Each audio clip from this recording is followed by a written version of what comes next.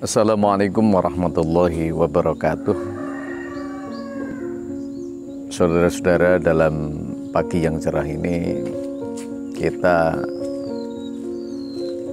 harus terus untuk bersyukur kepada Allah karena kesehatan dan keimanan masih tetap diberikan kepada kita. Manusia mempunyai kebutuhan-kebutuhan penting dalam hidup. Yang pertama adalah keselamatan. Keselamatan hidup itu sebenarnya hal yang paling penting sekali dan tidak bisa dinafikan. Bagaimana cara kita menjadi manusia atau hamba yang selamat? Tentunya kita tetap harus mendekatkan diri kepada Allah. Mari kita mencoba untuk melihat sumber dari keselamatan itu, sehingga kita nanti bisa menjadi orang yang selamat karena usaha, tindakan, sikap, dan perbuatan kita.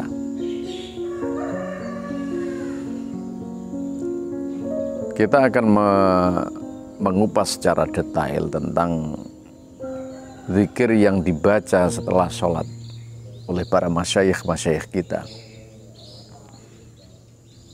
Bahwa memang ada sumber dan pokok keselamatan itu bisa kita peroleh. Apa zikir itu? Allahumma antas salam wa minkas salam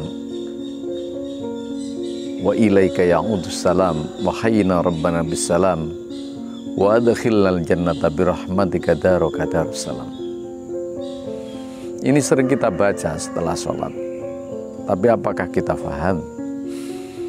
Apakah kita sudah mengerti? Apakah kita sudah meresapi bacaan-bacaan tersebut, sehingga kadang ketika kita membaca terasa kosong, kadang kita membaca terasa kurang bermutu dan berkualitas bacaan kita. Yang pertama adalah Allahumma antas salam. Ya Allah, Engkau adalah zat yang mempunyai keselamatan.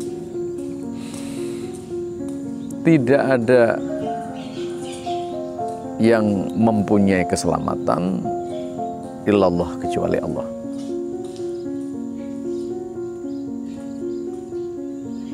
Jadi ketika manusia itu dilanda musibah, dilanda bahaya, dilanda malapetaka, maka seperti apa yang disampaikan Allah dalam Quran, fa in tanaza'tum fi syai'in farduhu ilallah. Kalau kamu ditimpa sesuatu, kembalikan kepada Allah, ikhlaskan, terima dengan hati yang lapang dan ridha. Fafirru ilallah, berlarilah kepada Allah. Artinya bahwa Allah itu adalah yang punya keselamatan. Kalau kita sudah berpikir seperti itu, insya Allah akan menetralisir kesedihan-kesedihan kita, kekhawatiran kita dalam hidup, sehingga memunculkan imun, kekuatan antibodi yang kuat untuk diri kita dari berbagai penyakit. Yang kedua, wa minkas salam. Sama, dari Engkau kita mendapatkan keselamatan. Kalau Allah itu zat yang punya keselamatan, maka Allah lah yang akan memberikan keselamatan kepada kita. Allah lah yang memberikan pengaruh-pengaruh keselamatan kepada kita. Dari Allah, tidak dari mana-mana. La ijada wa la itharan. Kalau ada keselamatan itu berasal dari manusia, hakikatnya Allah yang memberi. Karena manusia sebagai pelantara. Kalau ada orang selamat dari penyakit karena ada obat dan jamu, Allah lah yang hakikatnya yang memberi kesehatan dan keselamatan. Tapi ada wasilah. Allah memberikan keselamatan lewat jamu dan kesehatan itu. Jadi orang yang membuat jamu itu diberkahi Allah. Orang yang membuat obat itu karena memang Allah yang memberi. Wa minkas salam, dari engkau akan timbul sebuah keselamatan. Wa ilaika ya'udus salam, keselamatan itu akan kembali kepada Allah. Artinya karena dia milik Allah, maka dia akan kembali kepada Allah, tidak kepada yang lain. Artinya otoritas yang mengatur, yang membuat, yang memberi adalah Allah. Pokoknya di Allah.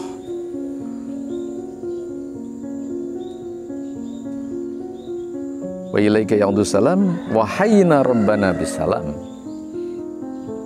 Ini yang paling penting sekali. Hidup harus selamat. Ya Allah, berikan keselamatan kehidupan saya, berikan keselamatan kehidupan keluarga saya dari berbagai musibah, bahaya, dan penyakit. Kita berdoa. Di sana ada kata Rabbana, duh pangeran kita, berdoa kepada Allah. Apapun yang terjadi berdoa, walaupun kadang belum disembadani, belum diijabahi, tapi doa itu merupakan ibadah, tetap harus dilakukan. Tidak boleh putus asa, apalagi bagi yang sudah kena penyakit dan lain sebagainya, harus berdoa. Walaupun tidak serta-merta diijabahi, tapi hakikatnya akan diijabahi. Kapan, di mana, waktunya Allah yang akan memberi. Wa adkhilnal jannata birahmatika darakatar salam. Yang terakhir adalah kita berdoa kepada Allah agar nanti kelak di akhirat, kelak kita akan dimasukkan surga bisalam, dengan keselamatan, dengan ketentraman. Dalam ayat Quran, udkhuluha bisalamin aminin, masuklah dalam surga bisalamin aminin, dengan keselamatan dan keamanan. Artinya inti keselamatan tidak lain dan tidak bukan, Allah lah yang punya otoritas, Allah lah yang punya kekuatan, Allah lah yang punya kehendak, Allah lah yang mampu memberi atau tidak adalah takdir Allah dan kehendak Allah serta kemurahan Allah yang diberikan kepada kita.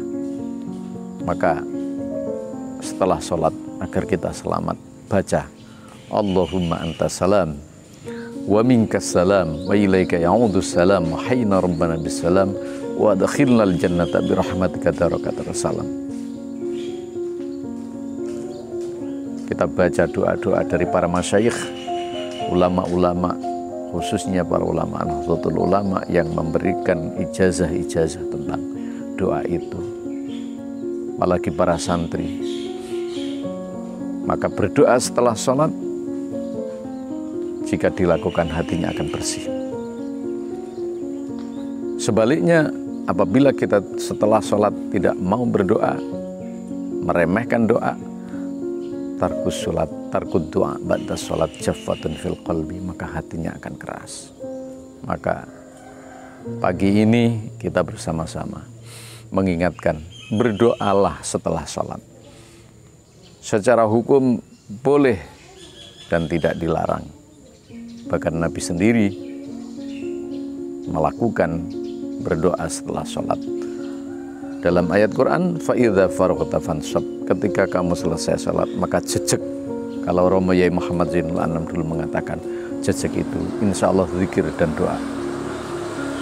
Semoga apa yang kita lakukan hari ini dan yang akan datang serta yang kemarin bermanfaat, yang akan datang akan bisa meningkatkan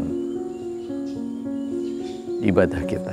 Kita tetap harus terus meningkatkan ibadah. Yang jelas, gunakan waktu setelah sholat untuk meminta kepada Allah agar kita terselamatkan dari mara bahaya dan sesuatu yang tidak kita inginkan. Terus lihat, simak channel Barokah Sunni dan jangan lupa subscribe. Wallahul muwaffiq ila aqwamit thoriq. Wassalamualaikum warahmatullahi wabarakatuh.